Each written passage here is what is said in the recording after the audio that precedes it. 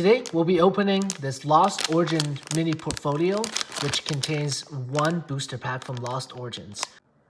I am looking for the Giratina V alt art as well as the Gengar. And the Sleepy Pikachu is very nice as well.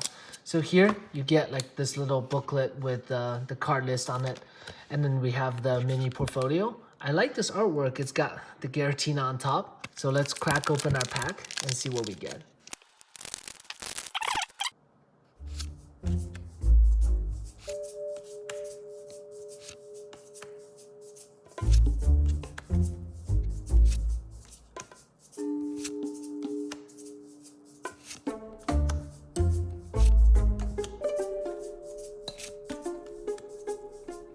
Wow.